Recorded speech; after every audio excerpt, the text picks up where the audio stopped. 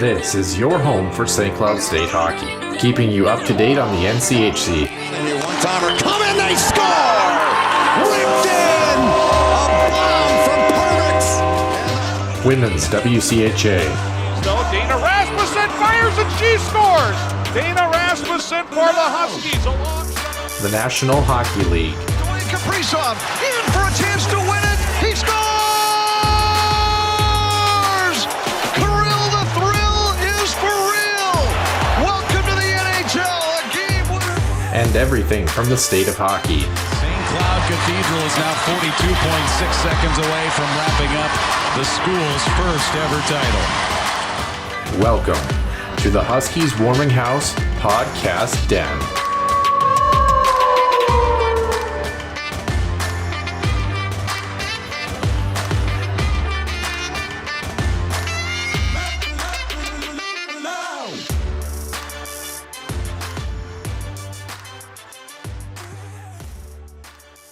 And welcome into the Huskies Warming House Podcast, episode 157 here in the Den on this Sunday, April 9th. Nick Max and Noah Grant here to bring you all the latest and greatest in the hockey world. Not a lot in the Huskies Illustrated Weekly Roundup to go through today, but we will go through some tidbits as we always do. The Frozen Four, it is done. College hockey now on the men's side has been completed, and yeah, interesting. Turns out a guy by the name of Ryan Stieg really knew what he was talking about. But we're going to kind of walk through those things as well. We'll talk about some scheduling pieces to start the main portion of the show as well, too. You're not going to want to miss those. We do have a guest coming on next week, and we also have some scheduling things that I think is important for people to know. So definitely want to pay attention to that. Of course, that'll be time-stamped both on your screen on the YouTube page and also in your notes wherever you're perusing your podcast if you're an audio listener. And then, as always, we'll talk about the NCAA player moves, other people that are moving in and out of the portal, NHL signings, things like that. And then we're going to kind of talk about not only the Hobey Baker and Richter winners, of course, but just kind of an overall recap of the NCAA men's hockey season and kind of our overall thoughts as to how everything progressed. It's kind of fun to look back and just kind of see how everything ended up. And then the Minnesota Wild, we do have to talk about them. They've got 3 games left. They are in a playoff spot. Kind of an odd week for them, so we'll have to talk about that as well. And then the Extra Ice session, a very early look at the NHL playoff picture that is likely to change, but there are teams that are statistically still in it, and we're going to talk about, of course, all of them and where they might finish up in the National Hockey League before the postseason next week.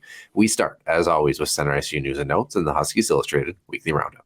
Center Ice View News and Notes. Center Ice View provides you with the best coverage of St. Cloud State Huskies hockey, from game notes, recaps, photos, and more. Go to centericeview.com.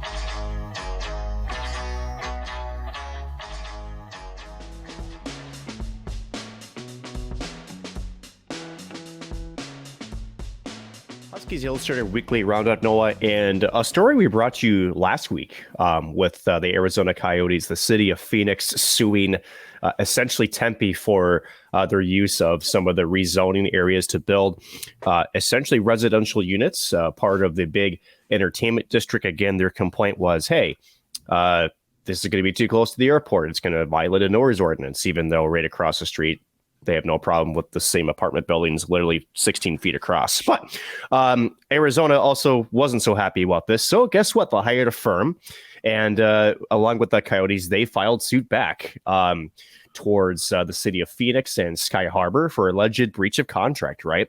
One of the things that has been thrown around here, Noah, is and then this is more speculation than anything, is the timing of this initial suit. I think I mentioned a little bit last week too. So to kind of go a little bit more specific here, as we mentioned before, Phoenix is asking in its legal filing, mind you, the suit towards Tempe, that recent zoning land use changes, also trying to prohibit any future residential considerations in the area. The FAA also saying it's incompatible with residential development. Now, this is a line of BS, because again, literally across the street, there's residential units there, and there's also these things called soundproofing, right?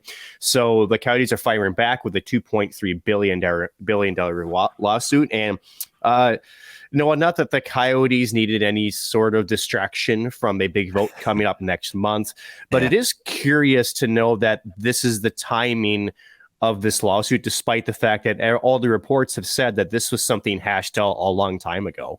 Yeah, definitely. And the other part of this too, what if the Coyotes win that lawsuit? I don't even think it'll make it there. I think it'll be dismissed. No, I agree. But like, imagine that could be a huge injection of would cash be the first thing they've won in quite some time. So how about that, huh? There's no question this is a middle finger lawsuit. This is not meant to cause or to gain any sort of monetary damage, but it is a firm stick in the ground by the Coyotes. Mind you, Phoenix sending the lawsuit over there. Mind you, anytime that you put a complaint in the court of law, right, there's ramifications to that. And I think what we forget sometimes is, although this seems kind of, shall we say, child's play, the Coyotes didn't really have a choice but to file this suit, especially when, supposedly, again, Craig Morgan, great reporter down there in the Phoenix area covering this in depth, has said that back, I think this goes back to 2019, 2020. Yeah. Where these two sides, including the city of Phoenix, Sky Harbor Airport, the FAA, all had essentially said, yep, nope, we hear your concerns. There could be soundproofing. It'll be just fine, right? And then after all of the talk and all of the steps that the Coyotes, the city of Tempe, has taken, and all of a sudden we get to within a month of a public vote on a entertainment project. And mind you, this doesn't include just the Coyotes, right? This includes, again, we mentioned the residential housing, hotel, other commercial development. This is a large scale project, and this potentially puts all that in jeopardy because you need the residential units to make this whole thing work, right? So the timing of this, to me, is very curious. And it's like, if they really were that concerned about it back when they were first starting to negotiate, why not throw it there? Right. So to me, it's bogus. I don't think it has any legal merit.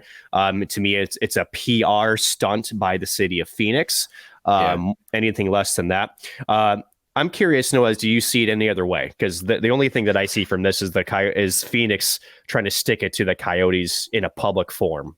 It's weird that Phoenix has been a part of this because, again, like we've talked about, I mean, the Coyotes didn't even play in Phoenix, basically, for the better part of their time, before First, 3 years, maybe? Yeah, before they were in Tempe. So it's a really odd move. I guess I would say overall, to summarize, if you thought the Stanley Cup playoffs first round were interesting, just wait till the fireworks in May, I guess. Yeah. That's kind of a weird thing. But the Coyotes, like they've had to do for the past probably 5 years or so, just kind of got to keep their head down and kind of hope everything blows over a little bit because, it's a very weird thing. It doesn't make sense to me. Why another city? I mean, that would be like the Minneapolis-St. Paul airport calling Minot International and saying, hey, you've got zoning issues in your city. Like, okay, but what's it to you kind of thing? Right. Like it's... and I get it on the grounds of like, hey, we weren't allowed to do this as a city. Why are they allowed to do this? Can we talk about the zoning pieces? But you don't sue the city. You kind of have a different, more tactful way of doing this. But maybe, again, like you said, sounds like more of a statement than anything to kind of ruffle some feathers. And, we talked about this last week too. Minneapolis, St. Paul was involved in this too, actually, not that long ago, about 10, 12 years ago, where there was concerns about that new runway going north and south through South Minneapolis. And the MAC, or the Metropolitan Airport Commission, did install not only sound barriers on the airport grounds, they actually paid money to install soundproofing in residences' roofs. So it's not like this can't be done. So again, with everything that's there, again, it's a hit piece by the city of Phoenix and by Sky Harbor Airport, essentially trying to derail this project. And essentially they're trying to push the Coyotes out. It's interesting. Again, I'm not sure what they don't gain in this, or what's the injury to them. And I'm not just talking about the lawsuit. I'm talking why they don't want them there. I don't get it. Yeah. So. It's interesting. What's not hearsay, this coming out on Monday, Carson Briere dismissed from Mercyhurst hockey team on Monday, which is really interesting. And their statement was even more cryptic. It just said a statement on behalf of Mercyhurst University and Mercyhurst Athletics. And it's just said Carson Briere has been removed from the hockey team. Mercyhurst cannot comment further on this matter. I mean, yeah. Okay. Interesting. So, of course, the son of, Flyers interim GM Danny Briere, in case you guys didn't know that, that kind of social media video going viral of him pushing that wheelchair down the stairs at a bar. Him and another player, Patrick Carosi, they both play Carosi plays for the lacrosse team at Mercyhurst, were each charged with 3 misdemeanor charges of criminal mischief, criminal conspiracy to commit mischief, and disorderly conduct. They're actually scheduled to appear in court on May 22nd, actually a week after Tempe decides whatever they're going to be doing. So, of course, Sydney Benz, who is the owner of the wheelchair, talked about how the left brake handle, right armrest, rear handle, and the wheels were all bent, and the wheelchair is worth about $2,000 and was purchased about a year ago. So all those things were damaged. Let's not forget, of course, like we talked about last week, Briere also dismissed from Arizona State in 2019 for team rules violations. Yeah, future's not looking bright. He's a good hockey player, but again, we talk about these situations. To a larger extent, a guy like Mitchell Miller, for example, which is a huge leap and a jump, I think, from this situation. But of a similar vein, like your decisions have an impact. Yeah, and Noah, this may be a hot take, and I'm fully prepared to take the heat on this, but I can't imagine that the dismissal solely stems from this one incident. Yeah. I'm not, because here's the thing. He's young. Was to say that we all probably, when we were his age, probably made some decisions in, shall we say, male judgment that we probably would look back and say, okay, at maybe the time I thought in my head it was not this, it wasn't received the way I thought maybe it was going to be received. I just find it shocking that, that this move is actually made a little bit. I'm actually not going to lie. Granted, I know he's a history, but you kind of wonder throughout the process of whether the school or the team, if there was just other underlying things. Yeah. And maybe the culmination of those led to this decision. That's kind of my take on it, Noah. And let me just clarify. I'm not saying that I disagree with the decision. I'm not saying that this incident doesn't rise to the level where it could be, shall we say, a dismissive offense, but I'm a little shocked because I think, let's just say it was a hockey player that hadn't had maybe other things going on behind the scenes. This things happen, and maybe the way it was handled kind of thing, hey, that was, my bad kind of thing. I don't know. I'm curious. What do you think? We've had moments too. Let's be honest, where we've covered stuff even for St. Cloud, and we've heard of like players who got into a fight at a bar or something like that. And I think this is kind of akin to some of those things. Yes, it was pretty classless and, not very tactful by him. And, not a good thing that there was a camera sitting 10 feet above them when it all happened, obviously. Right. But, with that being said, again, we've talked about this quite a bit with some instances who, I don't want to say they were worse, but when you're dealing with things like racism, sexual assault, things of that kind of nature, you kind of enter into a different vein. We've always kind of been a podcast about second chances for Danny Briere's kid. It sounds like it's been chance 4 or 5 in some cases, but at the same time, he's going to have to figure it out. And like you said, I was kind of surprised that this didn't stay internal to the point where the discipline was internal. But the fact that he's appearing in court, that might be something that kind of puts Mercyhurst on edge a little bit as well too. Probably. I'm not sure.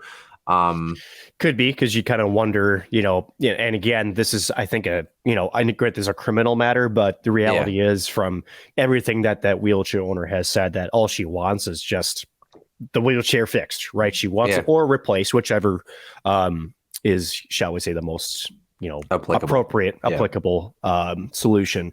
But being that these are criminal charges, not just civil charges, right? It's not like she just said, hey, I'm suing you for what, $5,000, fix the wheelchair, be done with it. The fact that there's criminal charges, you kind of wonder if that tips the scale, like you said, for the university, for the team. And again, if this was a player, in my opinion, that this is a one-off, I don't know we see the same, shall we say, dismissal. But being that he has a history, and granted, Mercyhurst probably does not care about what happened before they got to their doors, but you do kind of wonder if there were other things that they were aware of, or other conversations that they've had, or like I said, maybe the way that he handled it post the incident, that said, you know what, this is less of just a judgment lack of, a judgment error in one, very acute sense, but more of a pattern, a pattern, or a broad sort of, pattern of thinking is what I'm trying to get at. Absolutely. Other news here in the hockey world very quickly. Sidney Crosby, on a lighter note, the 15th player in NHL history to reach 1,500 points. He did it in just under 1,200 games. Congrats to him. Connor McDavid, the first player since Mario Lemieux in 1995-96. Let me put this in perspective for you people. I wasn't even alive when this happened. The 150 point mark for Connor McDavid, the first player to hit it since the mid 90s, a mighty impressive. Boy, he's just otherworldly hockey player, obviously. And then on the injury side of things, we've only got a pair of them from the same team, not related to the Minnesota Wild anyway. Colorado's Cale Makar and Darren Helm out indefinitely with lower body injuries.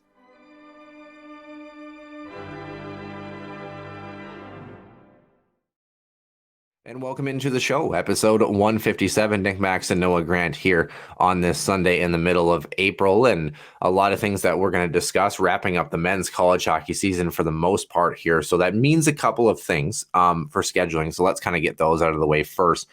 We did talk about doing some sort of recap for the women's program. We still intend on doing that. We're probably going to wait another week just because we want to see if anything kind of unfolds as far as that is.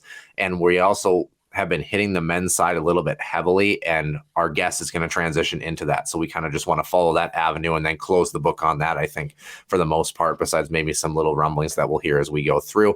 So what does that mean? Our special guest, of course, Brett Larson, coming on with us. We're going to interview him on this upcoming Wednesday. That interview is going to come out when the main portion of the show would come out sometime during the weekend, probably on Sunday. And we might throw a little bit of a Minnesota Wild playoff preview into that as well. We might do something with that maybe later in the week, just something small, 15, 20 minutes on top of that interview. And that's going to be the show for next week. We're essentially taking the week off, if you want to be fair about it, essentially a pretty light show for us. And then the following week, we probably intend to cover a little bit more on the women's side of things and kind of take a look outside the men's college hockey landscape. And of course, the Wild will be knee deep in their playoff series in the first round too. So that's kind of the plan. So if it feels like, you might have a Saturday release, Sunday release, Monday release coming up this next week. I'm also headed home this weekend as well too. So, just a couple of pieces that we're juggling as well. So it's going to be Brett Larson, 45 minute interview, and then maybe an hour total for the show with a little bit of Minnesota Wild stuff kind of coming out of that as well too. So just some anticipation for listeners and viewers as they look forward to next week for us. It's been a wonderful hockey season in the college hockey world. It's been exciting. We are looking for the pseudo time off. It's going to be really nice as well too, though. Moving through. So, but let's move on over to the Frozen Four right away. The men's hockey season is now done. Of course, the early game in this one, number 1 Minnesota, number 5 BU. Score ended up not being close because of a couple empty netters, but the Gophers, had to kind of scratch and claw their way out of that one. They did so in period number 3. I'm guessing they would have liked to have carried the same effort into another matchup this weekend. But this Terriers team, for the first couple of periods, Minnesota was largely the better team in this hockey game still, I would say. But yes, I mean, it wasn't a totally unfair fight. No, it wasn't. You got to credit BU. They pushed back. But the thing is, again, grade A chances, they just didn't have many of them.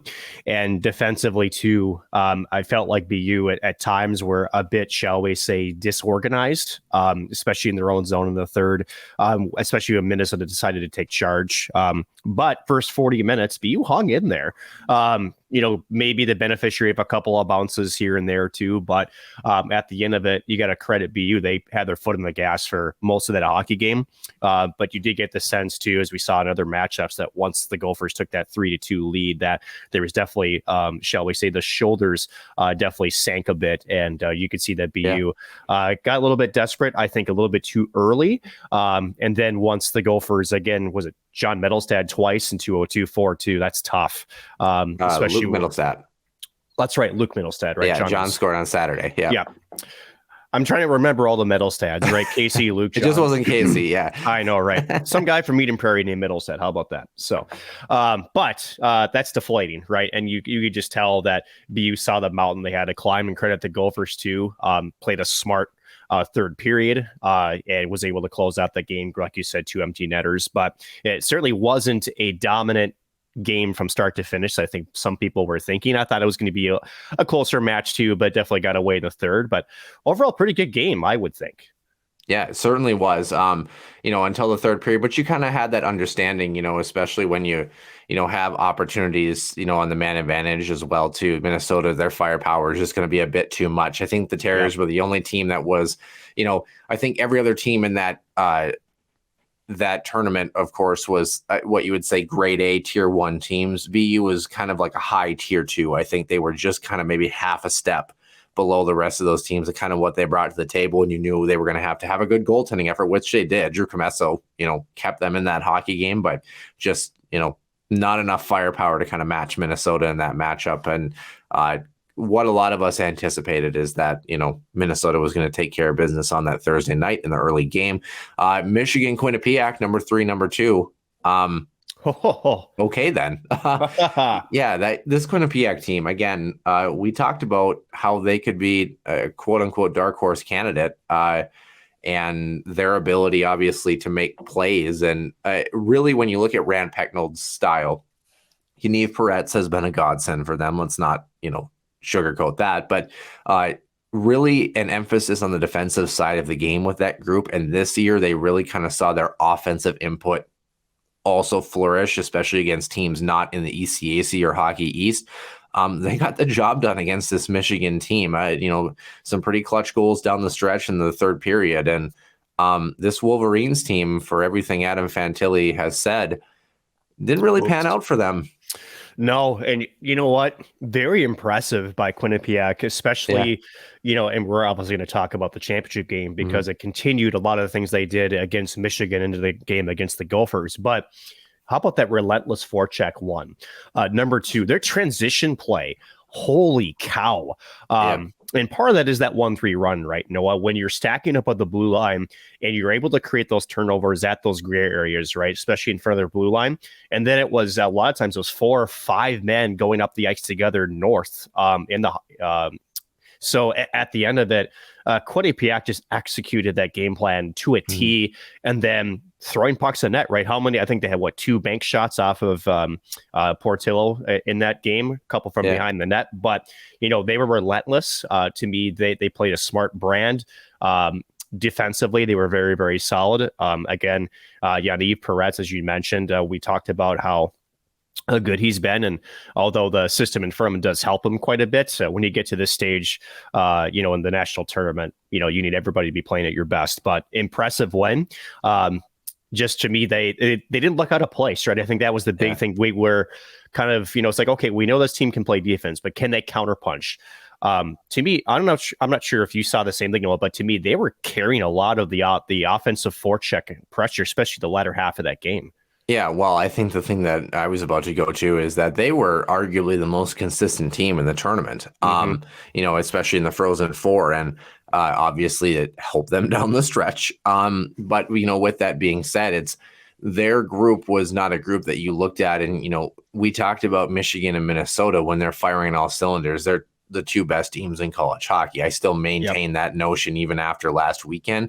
But Quinnipiac might have been the most consistent down the stretch. Now, some of those growing pains, you have that scare against the last place team in the pairwise a month and a half prior against Dartmouth, right? You almost lose that hockey game. You don't make it to the championship game in your own conference tournament. Hiccups like that, that's where we talk about, even when we discuss the Huskies, how do you move on from those things? How do you get that mental reset going? Do you learn from it quickly? Do you apply it appropriately? Quinnipiac and Rand Pecknold, of course, there's a reason why he's coached at the international level, right? There's a reason why he's selected for those sorts of things. And that carrying on over into Saturday's game, Michigan, I thought, I don't know that they look poor, but again, they look like a team that, I don't want to say overconfident, but they just kind of had this thought of like, oh, we're going to be fine. We're going to take care of this. And that kind of confidence is important in the game of hockey, but they kind of almost struck me as a group on that Thursday night that it was like, they almost never really felt the pressure, and that was maybe a bad thing kind of thing, if that makes sense. Like they didn't sense the oncoming freight train. Well, and also too, that when we talk about adversity, right, and how when we go back to St. Cloud's season, right, and how they were able to put it together at the right time, that adversity is a good thing, right? Because it can show you that, hey, it's about controlling your emotions, and more so when a team like Quinnipiac was obviously frustrating Michigan, especially to the neutral zone on their forecheck. Michigan wasn't getting the looks that they normally get, right? So when it happens for 20 minutes, you're still confident if you're Michigan. If it happens to 40, you're starting to grip the sticks tight. You're starting to be like, okay. And then you start to get away from the things you do well. You start to get away from your structure.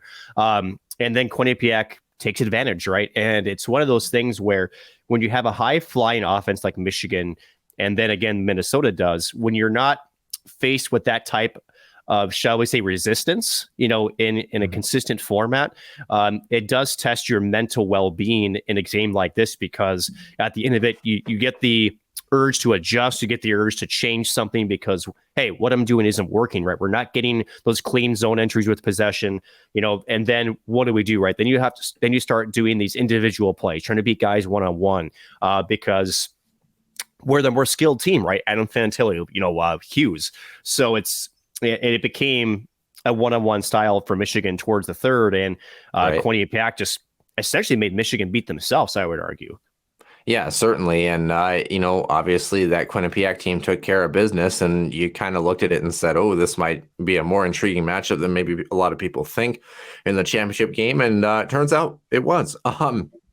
Attendance 19,444 for the national championship game. That's awesome. I had a lot of friends in attendance for that. I mean, it was a great hockey game all the way around.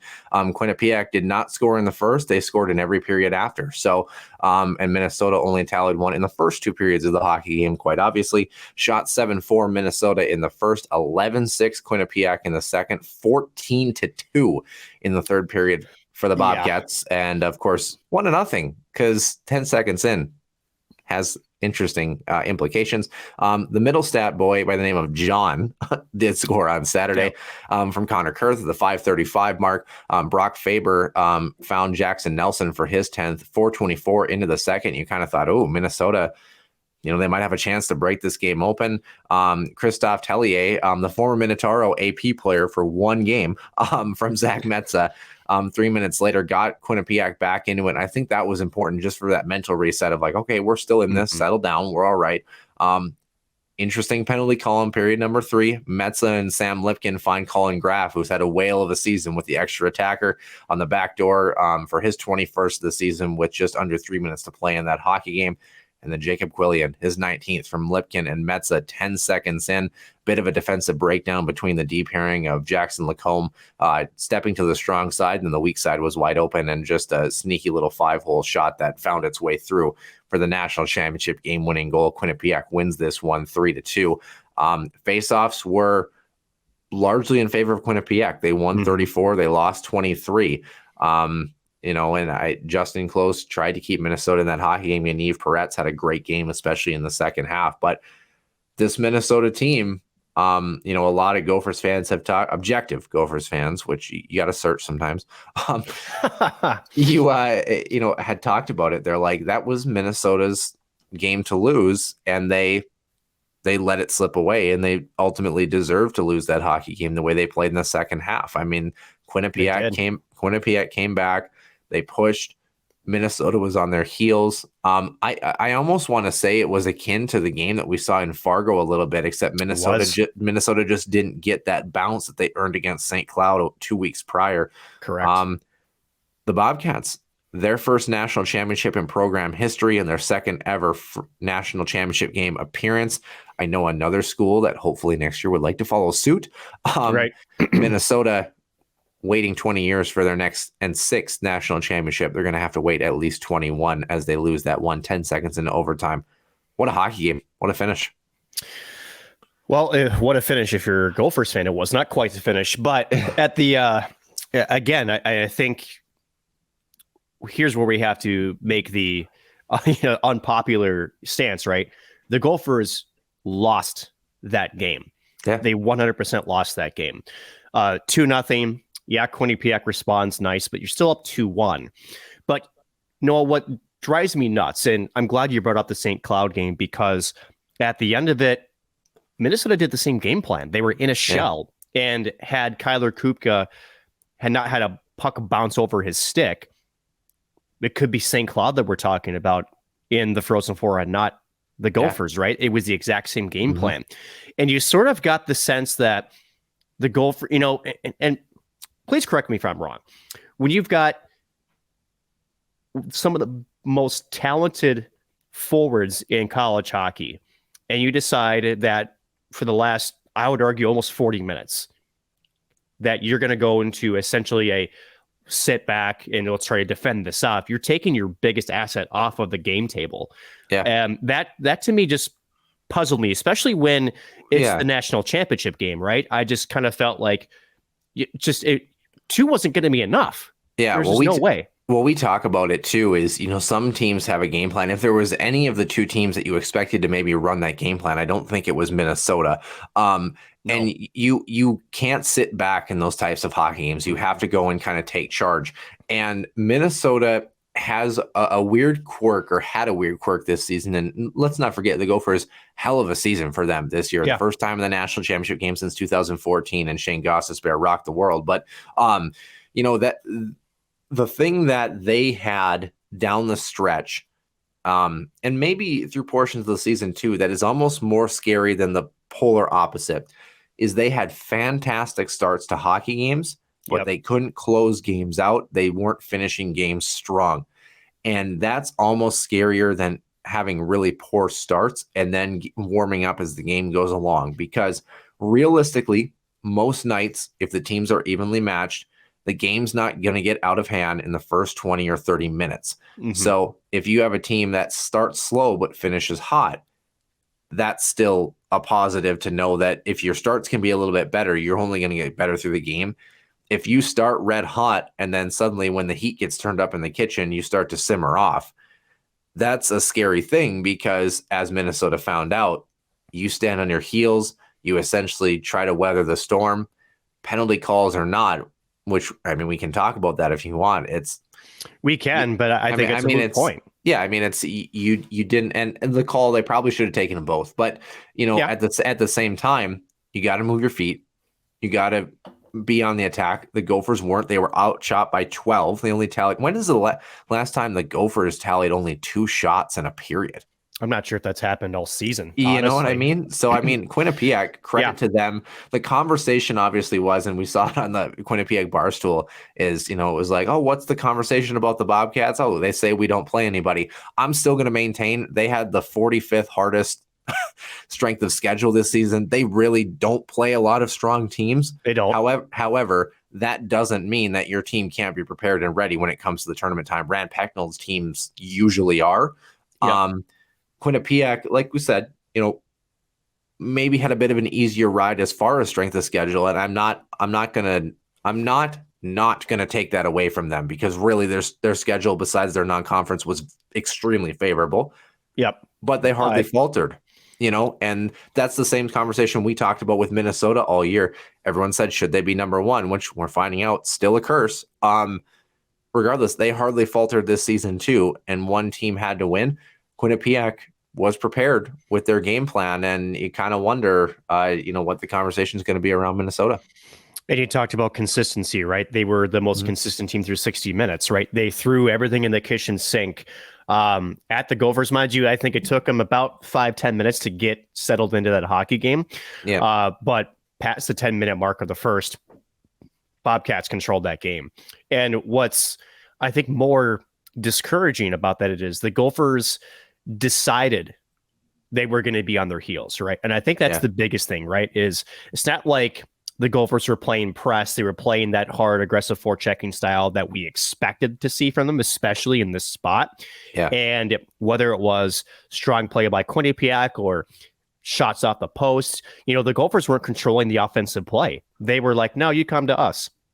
And to me, again, it boggles my mind that when you've got such weapons up front, and sometimes the best defense is to be on offense, right? Is whether you even try to put a puck on net, if you're cycling down, I guarantee the way that Quinnipiac was running around in that game, I got the sense that if you can maybe just tire them out, work below their red line, right?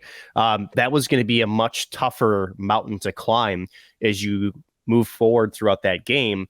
And you kind of wonder if Quinnipiac would have had the energy if it was still a 2-1 game later on, let's say in the third, if it's still 2-1, to come back in the hockey game. I'm going to sit here and say this, and I'm not sure if you're with me, Noah. I think that penalty call, sure, should have taken them both. I don't disagree with that. But you made it, it's a moot point. Because to me, if the Gophers executed the game plan that we've seen them in other parts of the year, it shouldn't matter. You're the clear offensive juggernaut in this matchup. You clearly made the decision that you weren't going to trust your offense. You were going to try to play defense. And at the end of it, that's what cost them the game, not a penalty call that the NCHC crew, I can't wait to hear Mike Schmidt's comments on this, decided that that this was a high stick. Yeah, both players are tangled up. I'd be very curious to know what the decision was not to take two there, especially when the referee, we saw him roll his hands, right? The close referee said, okay, no, just keep going, right? I'm going to let him play, right? If it was the backside ref that saw the high stick, I still find that odd. But again, I don't know. I think the Gophers should have been much more on the attack, playing to what their strength is, which is their prowess on the offense, and they didn't do it. Well, it's first 1-3, right? And, if the Gophers score the third goal before Quinnipiac has a chance to respond in that hockey game, I think all bets are off. But, that's the other thing, too, is, Quinnipiac hung around, eerily similar in some senses. Actually, shots on goal wise, actually, maybe not. Almost akin to Mankato's loss to Denver in the sense where the Mavs, they didn't feel flustered with their game plan, but they came out, in the tail end of the second and the start of the third period, and they just didn't really grasp, the moment. And Denver came out high flying and they were ready to go. Obviously, a much larger spread, 5-1 in that hockey game, but kind of a similar notion where the Mavs, who largely relied on a defensive structure, a little bit different than the Gophers. I was going to say. Still regardless, though, even if you're relying on a defensive structure, you have to find ways to alleviate pressure. Minnesota allowed 14 shots compared to 2 on the other side. You don't even have to watch the hockey game to know what the box score is indicative of, heading into that. I mean, you have to find a way to make plays. So you do it. And no, I think the other thing is too, when you watch that third period, Quinnipiac was getting good chances, right? Yeah. They were creating really good opportunities at the net. They were throwing, there were bodies there. There was a lot of rebounds that Close was giving up. And granted, you couldn't see a lot of these shots coming through, right? Gophers, I think, did collapse well. But again, it's like, this is not the Gopher strength. This is not a team, this team is not built to be this, survive and move on in the defensive zone type team. You guys asked me in MNCAA 2 weeks ago when we recapped the St. Cloud, Minnesota game, and I said something kind of akin to, you asked me a question about how good Minnesota's defensive structure was late in that hockey game. And I said it was good, but, I don't know that they managed the puck particularly well. It's not like they were, having clean zone exits, that sort of thing. And I remember Drew Cove and a couple others kind of giving me this look like, what? Minnesota, they're still they're a very well-rounded team and they played just fine in that hockey game. You kind of started to see the cracks in the eggshell a little bit here. Minnesota, like you mentioned, has not been put in that position a ton by a lot of teams. And when, crap kind of hit the fan a little bit, like you said, it was that collapse mentality. But, good teams, and I think Quinnipiac is one of them. And I think the game against Ohio State was a good back and forth matchup for them. Where Quinnipiac has a really good ability to settle the play down in their own zone, find a first man, and if not, alleviate pressure off the glass, high floats, far side blue, and just make plays. And Minnesota didn't really have that ability. ended up costing them in the national championship game. So a great hockey game, all things considered. Yeah. I do want to move over to the season recap for the NCAA, just for the sake of time here, because I know that we want to spend some time on the player moves as well too. So kind of overall looking at the recap, and maybe we can pull up the pairwise just for fun. Before we get to that, though, I should say we did have some St. Cloud news, so I don't want to miss that as well. Like we said, we'll talk to Brett Larson this week. Jackson Castor for the Huskies signing with the Florida Everblades in the ECHL, so wishing him the best of luck. Grant Cruikshank, an AHL deal with the Marlies and up in Toronto there, so kind of an interesting fit. Zach Okabe, Dylan Anhorn still have not heard anything from them.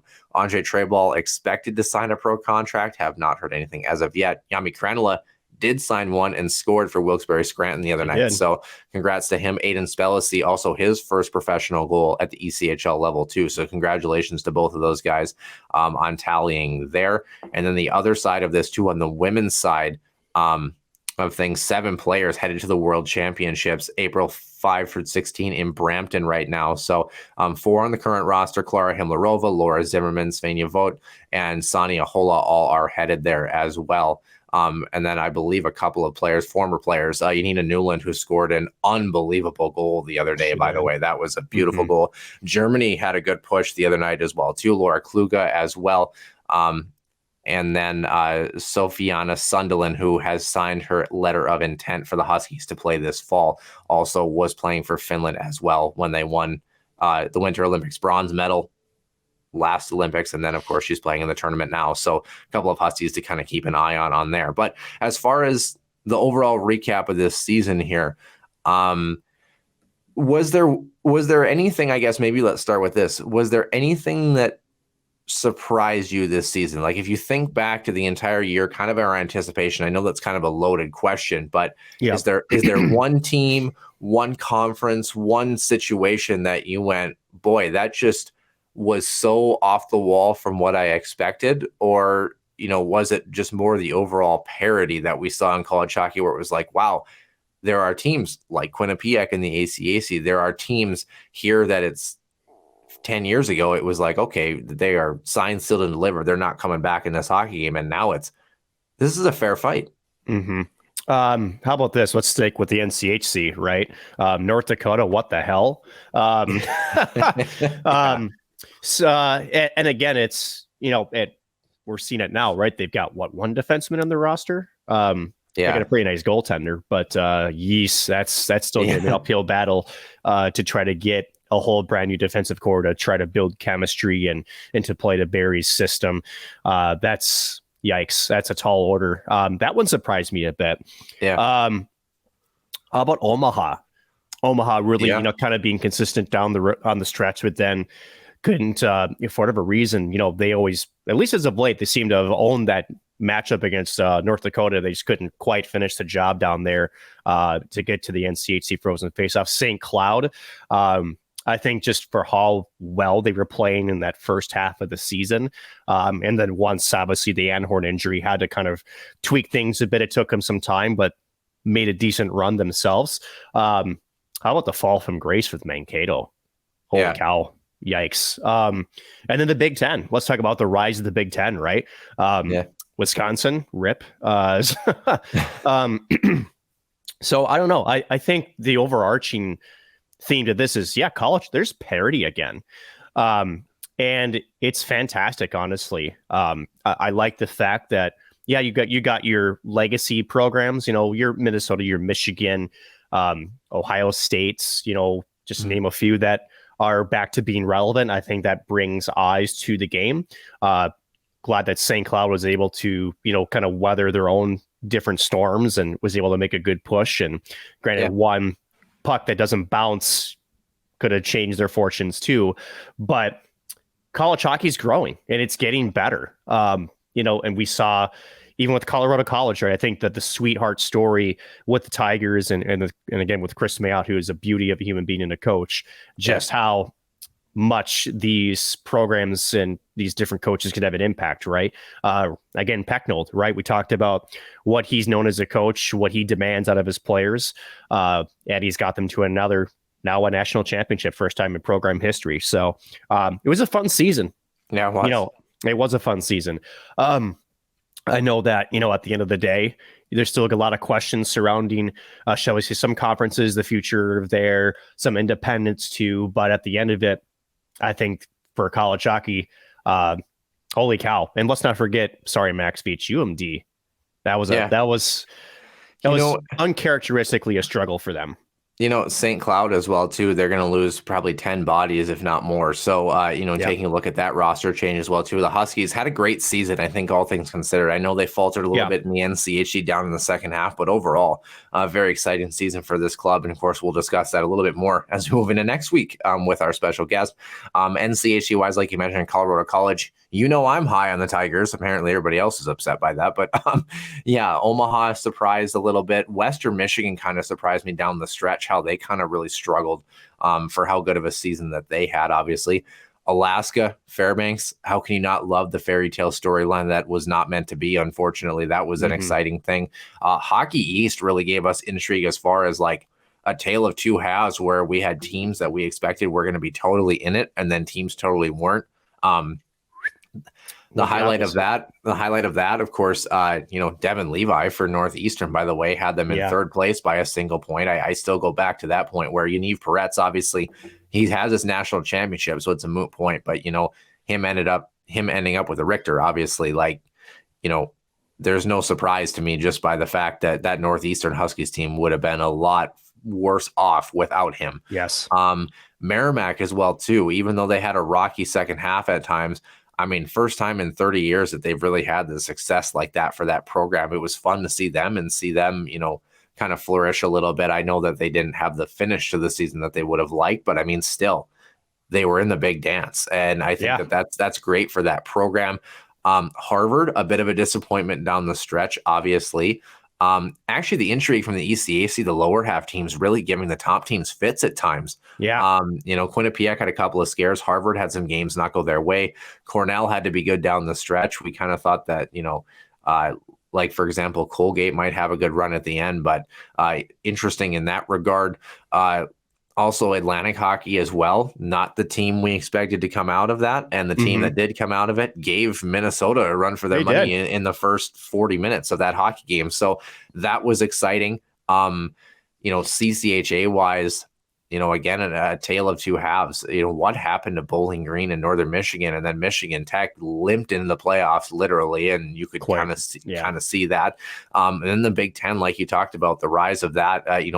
Michigan, Ohio State, Notre Dame, Michigan State, and Penn State all separated by 4 points in the 2 through 6 spot in that conference. I mean, that certainly had about as much parity as any conference, but they showed it. I mean, you look at the goal differential, 52-5 in the first 8 games of the NCAA tournament. That's unprecedented. I can't imagine a tournament that's been like that, in terms of the spread was so wild because of the parity that we've seen all season. And then ironically enough, we come back to parity for the Frozen Four in the national championship game to kind of even everything out. All 4 games were largely competitive in the Frozen Four. So interesting. First time in 9.5 years that the NCHC was not represented as well. So a lot of interesting pieces.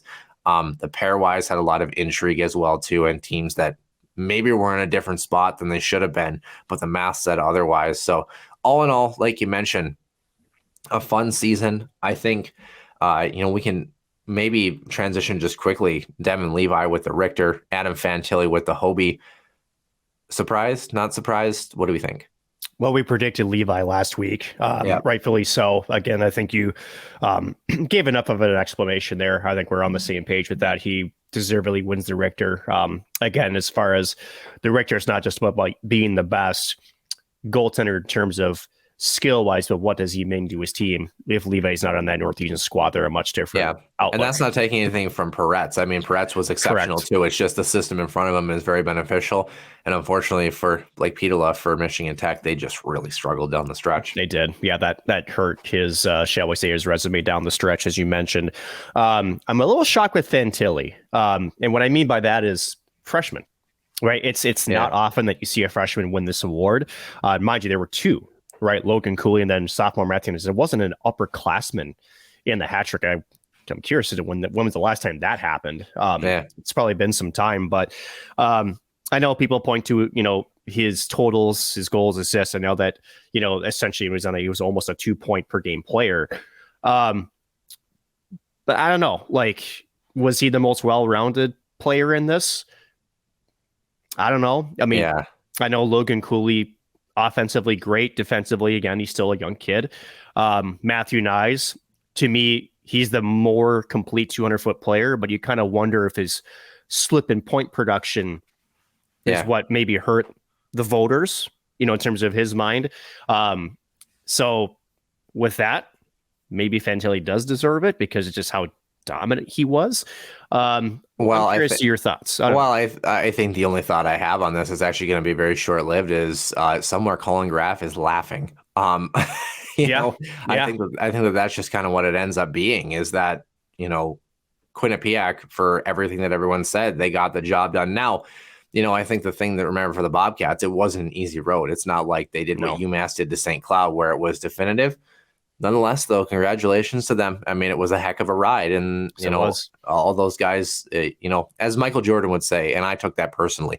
A very good college hockey season. The men's season, of course, is done. We look to the NCAA and their player moves very quickly here. A couple of things to note. We'll start on the men's side. This week, Luke Hughes from Michigan signs his entry-level deal with the Devils, of course. So I'm headed to New Jersey. Jason Poland of Western Michigan to Colorado. That was a couple weeks ago. We didn't actually mention it, so I wanted to kind of round out and go back, as well as Ryan McAllister headed to Florida and the Panthers from Western Michigan. So that Broncos team might have a real tough look to them next year, and not in a good way, not in the cool way that the kids say tough nowadays. I had one of my friends say that to me the other day. They're like, yeah, that's tough. And I'm like, is it? And he goes, no, it's a good thing. And I'm like, is it? Is it? I'm not keeping up with what the kids do these days. In the NCHC side of things, I feel. In the NCHC side of things, we'll start with Colorado College. Matthew Gleason did end up going to St. Thomas. I can't remember if we mentioned that last week, so I figured we did. As far as the other men's transfer portal, we've been sticking with the NCHC unless there is anything that we've kind of noticed that has been notable for the most part. I was trying to look. There is one NCHC team that is getting another player. I'm assuming it'll show up in our portal, so hopefully it does. We'll start with Colorado College like we did. Other guys besides this, Noah Prokop also anticipated to go to St. Thomas as well. Yep. Other than that, no real changes for CC. Denver, Owen Ozar, 27 games played as a sophomore. He had 6 points in the forward side. Tyler Haskins, 13 games as a freshman as well. He's headed to Mankato, Haskins is. So interesting little pickup there. Mankato and Wisconsin are going to be two teams that are going to be intriguing to watch as we go down the stretch here. As far as Miami, Albin Nielsen from Niagara comes in. He had 24 points as a senior last season. Also played at Providence the year before. So 40 games played for him this season. So a nice little pickup from Miami. Other than that, nobody else has, I guess, junior Michael Holland on the forward side was the only maybe notable one. And we talked about Ludwig Pearson. Alex Murray headed to Niagara on the other side, like we talked about. So no real changes for Miami either. As far as Minnesota Duluth, they've added 2 players, one of them coming on the back end from North Dakota, though, Luke Bast. 13 games played for him as a sophomore. And then the Penn State former player, Connor McMenamin, the senior forward, had 24 points in 37 games. 2 little nice depth pieces for Minnesota Duluth, who's kind of trying to slightly restock on the fly, so to speak, and kind of find some solidarity for that group. Luke Bast, I know he didn't get a ton of playing time, but do you think he'll have a better fit in a place like Duluth? He better at the end of it. He wasn't, shall we say, the most consistent defenseman for North Dakota, right? So at the end of it, maybe going into a system where Scott Sandlin preaches defense, maybe he learns, maybe he grows in that system. But I think he needs that change of scenery. He obviously fell out of favor late last season with Brad Berry and the Fighting Hawks, but he'll have to, right? I think the writing was on the wall for him that it maybe just wasn't a fit. Going to Scott Sandlin to stay with him, the NCHC, he'll obviously have a chip on his shoulder too when those two teams match up. But at the end of it, no better coach to learn the defensive side of the game than from Scott Sandlin. Yeah, we'll probably be diving into the player moves a little bit more heavily as we kind of approach, the next couple of weeks too, just because the topics start to dwindle when there's not, 4 leagues and seasons going on at the same time. You have more time to dive into that. Omaha added a goaltender, senior netminder from Lake Superior State. Is it Seth Eisel? I think, if I'm pronouncing that name Sounds wrong. right. If Yeah. I apologize. He had 14 games this year, a 2.86 and a 9.13 on a Lake Superior State team that was not great. No. So this is a nice little pickup for Omaha. I think that Mavs team, I know you have the loss of Cam Berg, but I don't think they're going to be too bad next year, depending on their incoming class. I think that Mavs team is going to be interesting. As far as North Dakota, I can't remember if we mentioned Cooper Moore, if he was part of our group last time. I'm assuming so. He's a defenseman. Yeah, we did mention him. Yeah, he's headed to Quinnipiac. Not a bad place to go. A Detroit Red Wings draft pick, had 13 points in 31 games as a junior last season. St. Cloud, of course, just Chase Brand and Brady Zemer both entered the portal. Zemer, of course, to Augustana. Still waiting to hear on Chase Brand. Western Michigan, here it was, picking up a guy from Northeastern, had 24 points in 35 games as a junior. Sam Colangelo, coming from Northeastern. He's an Anaheim draft pick. So on the other side of that, the only additional entry is Jack Perbix, who had 19 points on the other side. Also an Anaheim draft pick, 2-time transfer, as we know. Brett Larson, give him a look. Maybe, but what does he bring, right? At the end of it, I hate to say that. Probably it wasn't the best worded. 19 points for Western Michigan. Yeah. In the NCHC. That's not bad. I mean, no, it's not bad. I think for him, it's the defensive side of his game, because he's a centerman, right? Yeah. Well, I think the other thing too, I think Brett's just really hesitant to jump in the portal, and we'll ask him this week. But I mean, I think it's just hesitant to jump into the portal, just knowing the incoming freshman class that likely is on its way. And I think if you're restocking, you're selective about 1, maybe 2 guys, guys like a Dylan Anhorn that you think are just going to be a perfect assimilation of a fit, no doubt about it, and give you a better opportunity than a freshman that's coming in.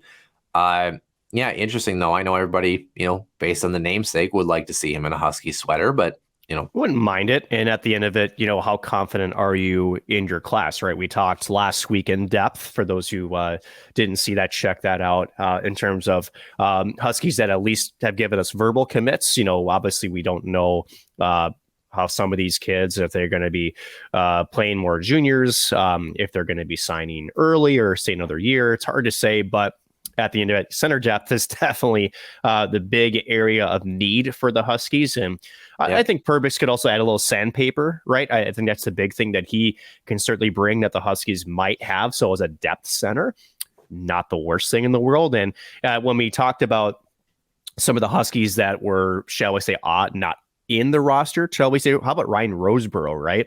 Guy who had the size at 6'3", just kind of fell out of favor. You kind of wonder if maybe Jack Perbix takes a look, and he kind of is more of that, play style for that, third, fourth line center that you want.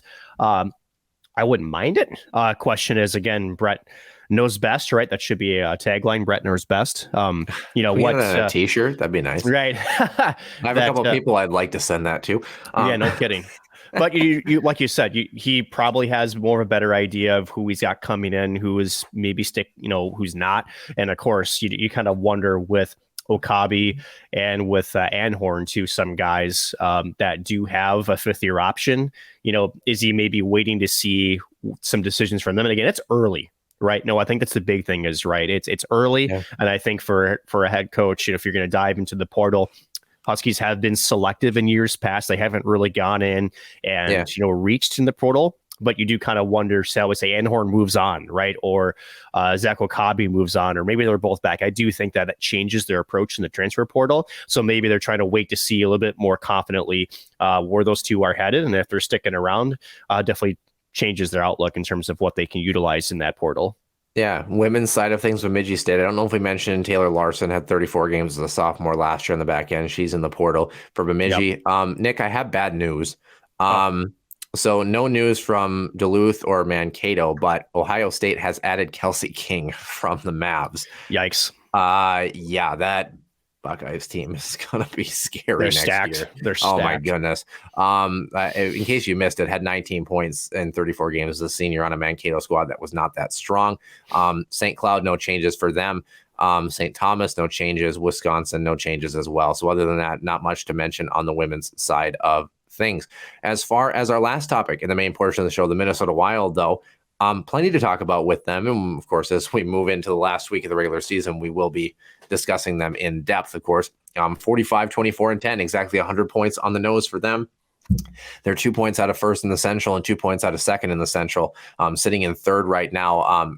The first place team, Colorado, has a game in hand as well. We'll talk about that in the extra ice session. I looked up the schedules of all the teams and their remaining games this week. So they're 2 points ahead of first in the wild card. That Seattle team has a chance to kind of disrupt a little bit too. So the Wild would like to take care of business in their next contest, especially against Chicago tomorrow on Monday. Well, good thing Seattle's in the different division, so we don't have to worry about it. No, they... Yeah. Well, I guess they're in the well, I guess I had the thought of we were thinking about Winnipeg. Been a tough week. Okay. Well, pay attention to the Kraken. They still have a chance to do some interesting things. They do. Yes. Winnipeg is a cool 9 points away in the second wild card spot. I'm going to be honest. I did these notes at 2:00 in the morning. Plus 22 goal differential. The Wild were -2 this week. The past week they lost by a goal to Vegas, and then they lost 4-1 to Pittsburgh. A really tough showing with some injury bugs there that we'll discuss. Then St. Louis, they won 5-3 last night. A good response for them. Of course, they finish out the season on Monday in Chicago at home against the Jets, who have no chance of catching them, which is important apparently. They play them on Tuesday, and then Nashville on the road on Thursday to cap off the season. They're 6-2-2 in their last 10. Colorado, like we mentioned, 2 points ahead. Dallas as well. Colorado has that extra game in hand as well. I mentioned Seattle in here, but I think I'm going to gloss over that. Kirill Kaprizov has returned, and Gustav Nyquist seems to be next on the list, which is a big deal considering Eriksson Ek might be shut down for just the remainder of the regular season potentially. Depending more on than that, I think. Yeah, depending. Yeah. They said about a week for him though, so you kind of wonder if week to week. Yeah, I don't know though. I think they're playing coy a little bit. Let's be real. Well, that's a tough blow for Minnesota. Of course, also losing Mason Shaw for his fourth ACL tear as well. So, this Wild team, we'll kind of talk about them in the extra ice session too. But how big is it for Kaprizov to return, and where does Gustav Nyquist slot into all of this? Well, I think knowing some of the guys that are fighting a little bit, right? To Eriksson Ek. Again, I think that's more long term than I think we care to like. That to me is a bigger piece rather than the guys you're coming in. But Nyquist looked good. I think he's in again that depth forward that can get you some offense. But had a nice shot block at the end too, in the game last night to kind of seal that one against the Blues. To me, honestly, I think for Kaprizov, I wasn't so worried about him getting back to game speed. I think he could use a game or two. He'll get 3 of them, which is fine, right? But more so just making sure that he's 100% healthy, right? If he's not, I think that's where the bigger concern is if you're trying to push him back too soon. But came back again right at the tail end of that expected timeline about that 4th week. Got to see again how he can sort of resurrect Hartman and Zuccarello again since his absence. But now with Eriksson Ek gone, who do you slot in with Boldy and Johansson, right? Who we used to. That was such a good secondary line. That's going to be the big thing on the fly is, can the Wild find some other magic in terms of their depth scoring? Because really, if you thought about Eriksson Ek not being injured, you're going into the playoffs with 2 lines that can really create, that can really put pucks on net and get grade A scoring chances. Now you're back to sort of a half of a line because, again, those 3 haven't played in a little bit. There's going to be some rust. So thankfully, they're going to get some playing time. But beyond that, in the playoffs, it's all about shutting down your opponent's top threats. Beyond that, to me, Matt Boldy's been on a tear. But now with Eriksson Ek out of lineup and Johansson, I'm a little concerned right now. I am. I know Marco Rossi's supposed to be called up. I know that we'll probably talk about this again. The Wild signing Brock Faber this morning to a 3-year entry level contract. Does he get some playing time too? Hard to say. But I don't know. To me, it's less about Nyquist than it is more about what can you put in between those two in the second line to try to keep that depth scoring buzz alive now that Kaprizov is back. You have to find something, because if you don't, it could be another disappointing playoff run here for the Wild. Yeah, second straight loss to the Vegas Golden Knights, a shootout loss 4-3 in the first game of the week, and then that Pittsburgh loss left a lot to be desired. They rebounded against St. Louis. I know some Wild fans with the injuries and specifically the Pittsburgh loss are kind of panicked a little bit here. Where are we at? How do we assess this week as we head into the final 3 games of the regular season? How do we kind of make this week a little more palatable that we just saw? Again, I think the loss of Eriksson really does jumble this a little bit, right? But now you're not helping. I'm not helping. Because that's the thing, is he was your best shutdown center. He did a little things right. Some would say he's your only center, depending on the day, but that's technically fair. So you kind of wonder with the Wild now with Eriksson seemingly out of the lineup, which could be significant amount of time. Do they change their play again? Right? Do they go a little bit more defensive style again?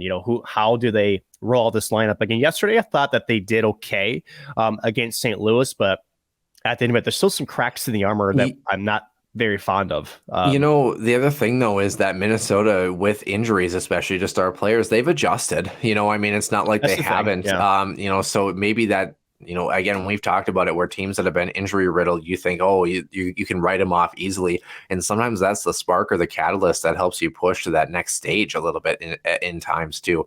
Minnesota has enough depth pieces. They have enough pieces to fill slots in a roster and be serviceable. The question is who's going to step up down the stretch. The playoffs are kind of made with heroes that essentially are not maybe your star guys.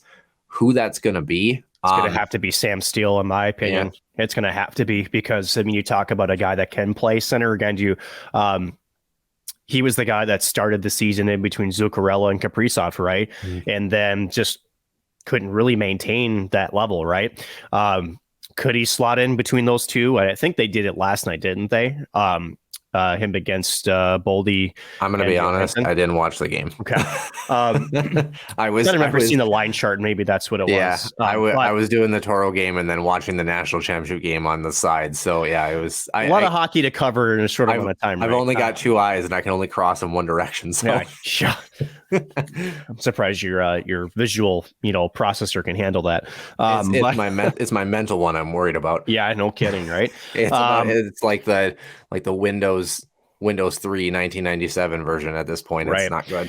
So I don't know. To me, that the key is Sam Steele, right? He's shown that he can play in a top 6 role. Granted, can he sustain it through a tough playoff run where the physicality picks up? Where again, it's going to be a frustrating battle, especially in the offensive zone.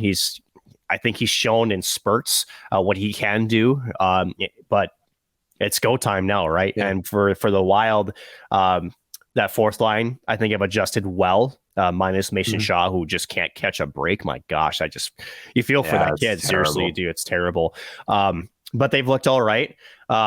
So how about defensively, though? Kalen Addison hasn't seen the ice in a while. You signed Brock Faber. This is probably a talking point for after the season, Noah, but do you get the sense that Kalen Addison is on his way out? It's weird, isn't it? Also, do you think Brock Faber gets a look this week? I think you have to. Yeah, I think shocked. It's a weird situation. Although I think the summer could bring a lot here. I think they're really going to kind of see where Matt Dumba's at, and what kind of that process is. He definitely feels like a stopgap option rather than a solidified roster spot. I think let's put it that way. It's an intriguing thing. It seems like a guy that maybe is going to have to earn his medal out of camp again. Maybe, I don't know, but. Yeah, it's weird. Yeah. I think that's probably the best way I can say. You know what? Actually, it reminds me of, and I know that Kellen Addison has a little bit more offense and punch, but here's a guy that I think the Wild kind of pulled the trigger on in the wrong direction a bit too quickly. How about Mike Riley? And a guy that never really panned out at the NHL level, but I think if you would have given him some more minutes and given him some time to kind of run more minutes that were also sheltered minutes with a good defensive defenseman next to him, he would have been a great catalyst for Minnesota. I know Kalen Addison's got a little bit more natural skill and poise, but nonetheless, it kind of makes me think of that situation where they kind of ran him out of the building a bit too early for my liking anyway. What do you think? I mean, it's interesting, isn't it?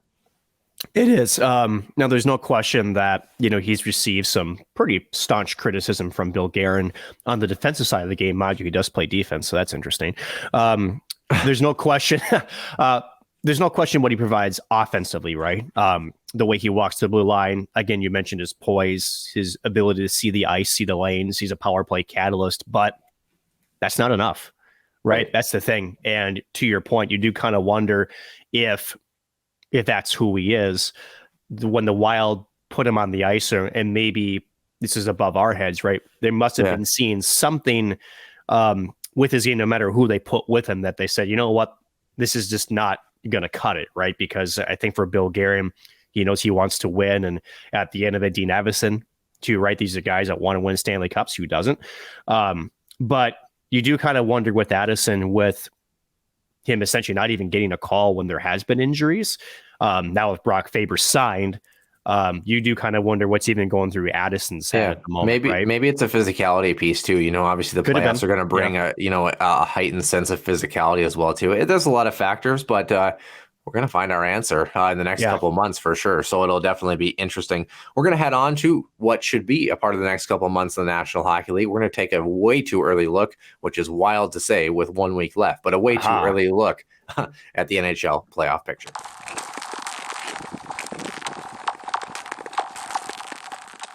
The playoff race in full swing here, episode 157. Noah Grant, Nick Maxon here to bring you the extra ice session. And it's interesting. In the East, a little more cut and dry, but also not in terms of wild card. And one division for sure.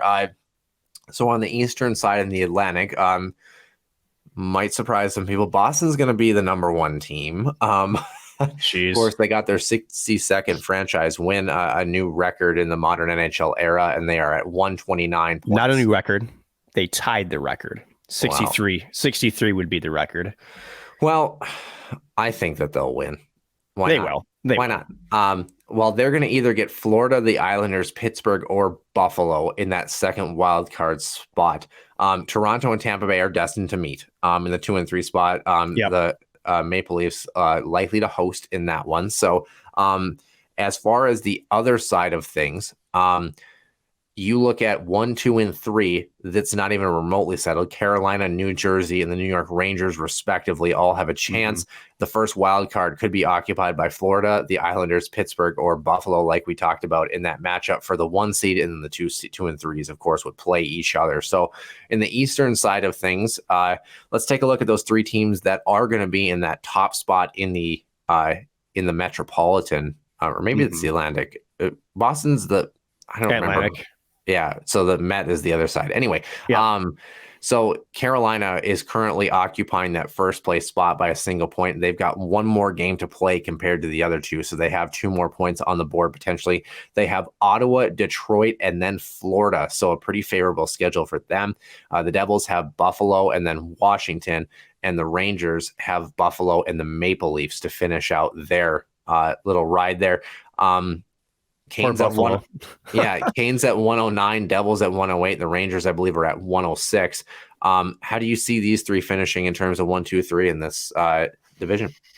Again, Carolina, they have been, shall we say, a little bit off lately. Only 4, 5, and 1 their last 10.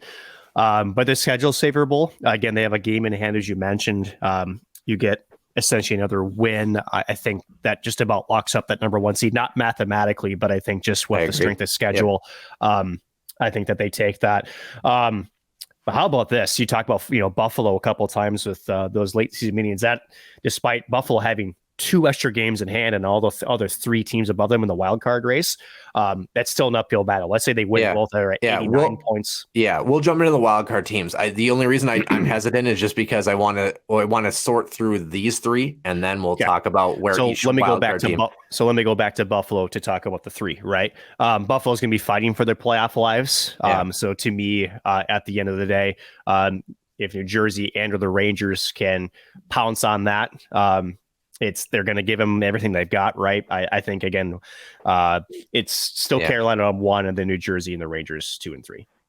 Who's the host team? I think the Devils. I'm Okay. gonna stick with the Devils. Yeah, the Devils are kind of an interesting, lock, like you mentioned, with New Jersey and the Rangers. I kind of have the same thing. I think exactly the way it sits is the way that it's going to end up appropriately.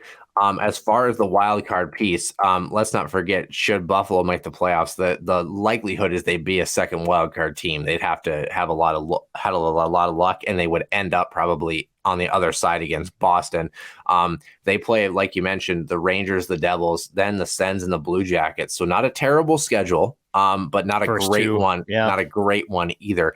The Panthers, who are currently leading that race for the wild card, have the Maple Leafs and then Carolina to finish out. The Islanders right behind them, actually same number of points, have Washington and then Montreal. And That's the Penguins favorable.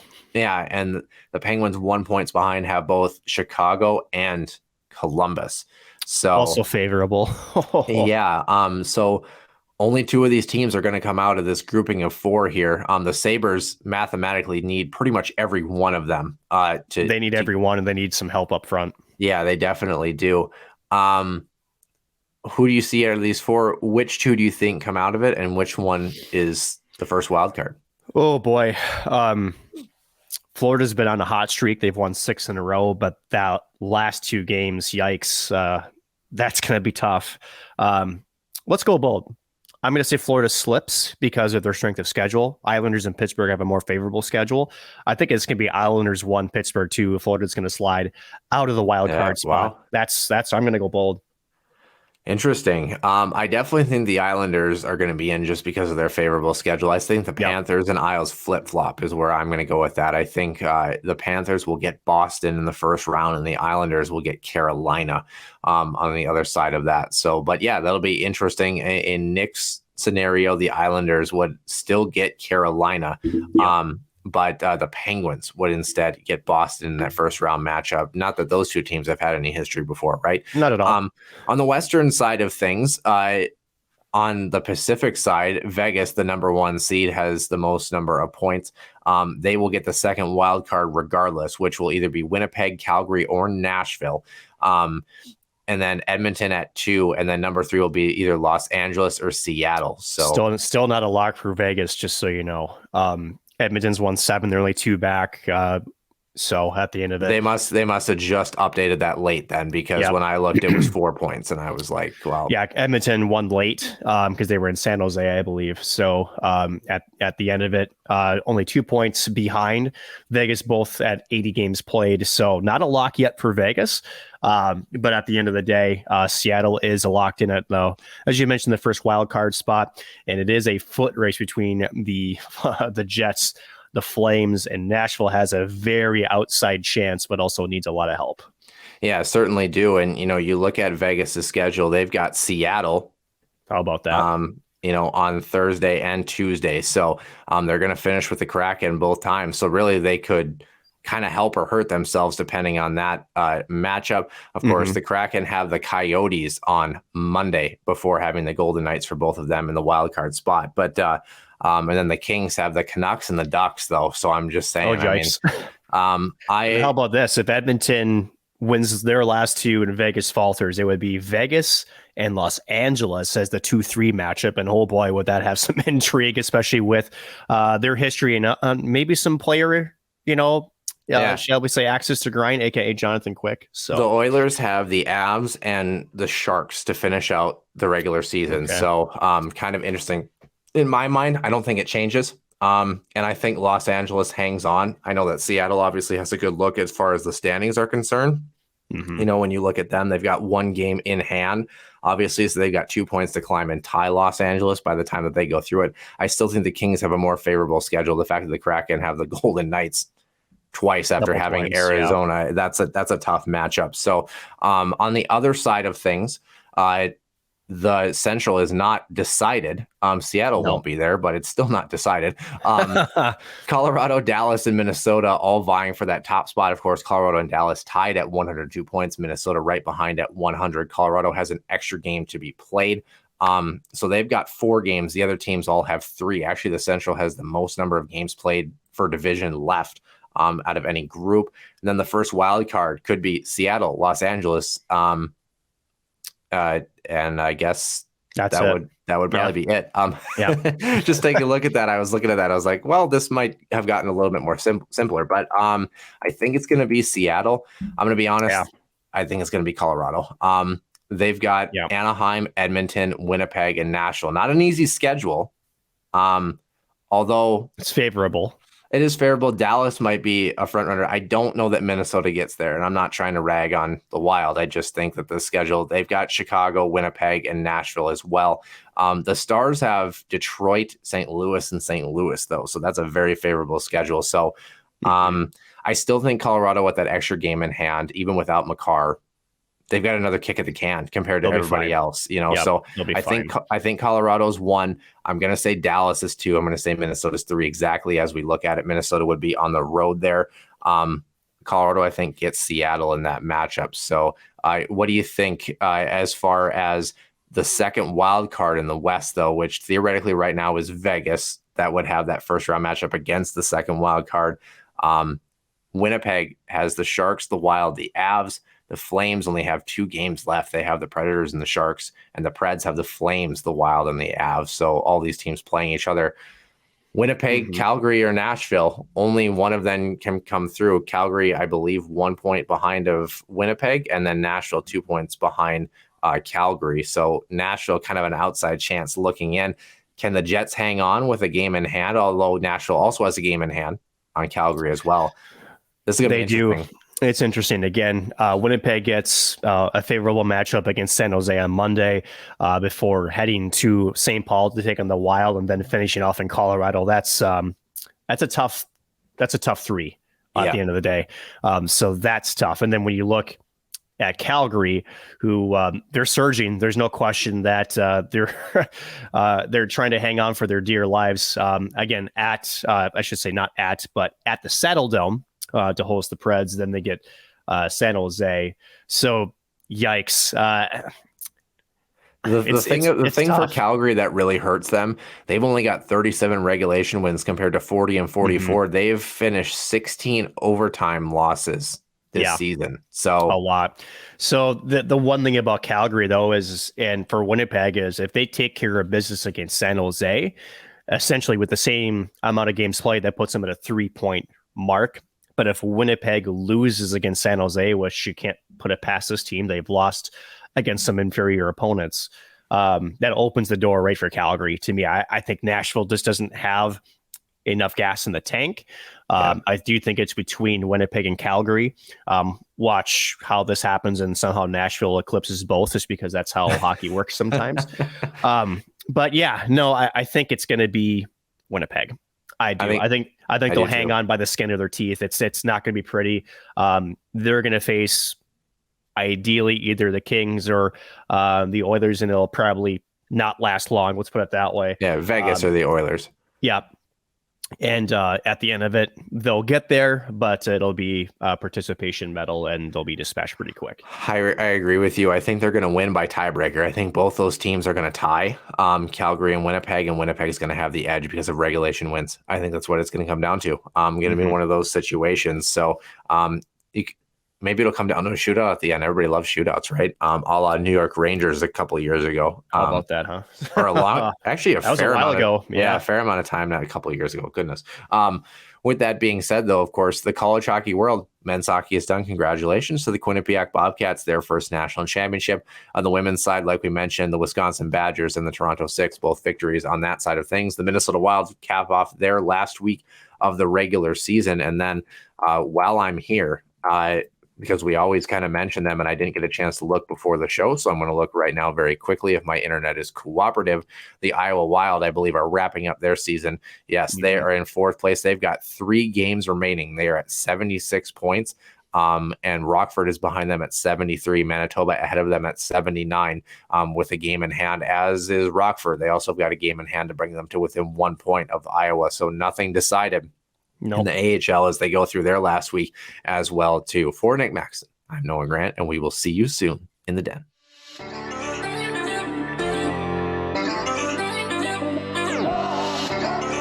your one-timer coming, they score! Ripped in! A bomb from Pervix!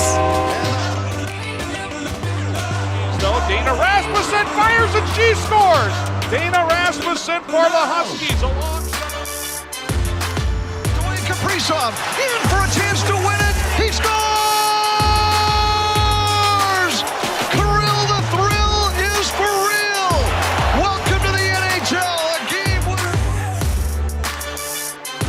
St. Cloud Cathedral is now 42.6 seconds away from wrapping up the school's first ever title.